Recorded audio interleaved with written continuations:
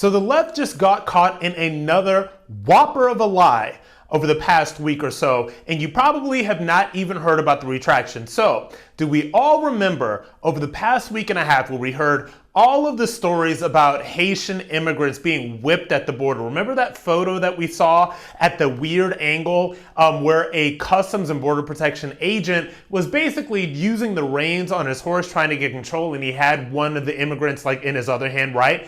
And remember how that photo was caught at a weird angle that kind of suggested that these Haitian immigrants were being whipped? And so now, the people that saw that photo, from the Biden administration to Kamala Harris to crazy Maxine Waters over in California, all of these people ran with a mainstream media narrative that these Haitian immigrants were being whipped at the border, literally whipped by Customs and Border Patrol agents. Now, we have finally realized, now that the video has come out from all of this stuff, that this was a lie. This was in fact not true. In fact, the photographer that took the now infamous photo that made it appear as if the Haitian immigrants were being whipped by CBP has basically gone on record as saying that he did not see anybody getting whipped. So now we have yet another lie from the mainstream media, yet another lie that was parroted by the left, yet another lie that was parroted by Democrats in power all across the country being proven to be an absolute lie. Now, the New York Times has retracted their story, Axios has retracted their story.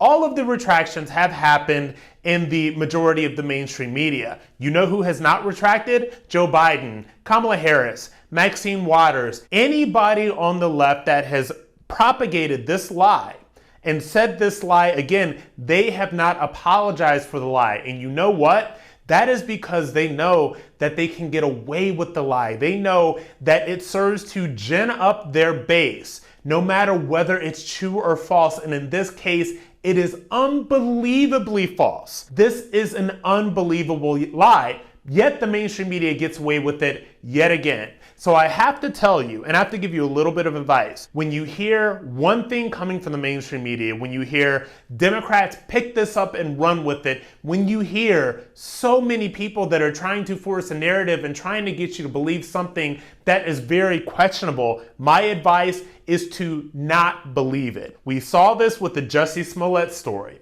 We saw this with the very fine people smear that the left did with former President Trump. These people lie and they lie and they lie and then they lie some more. And by the time the truth finally comes out, they have moved on to their next lie and they expect you not to know the difference because they think you're stupid.